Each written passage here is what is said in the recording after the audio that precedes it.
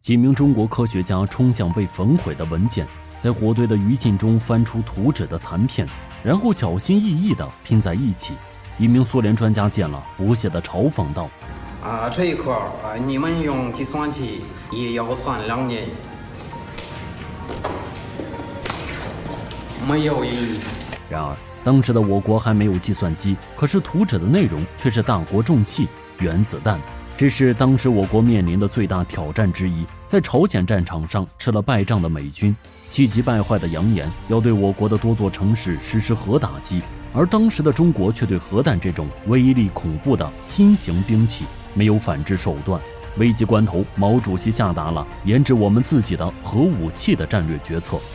1958年夏，中央秘密调回了驻守朝鲜的冯石将军，任命他担任原子弹计划的总指挥。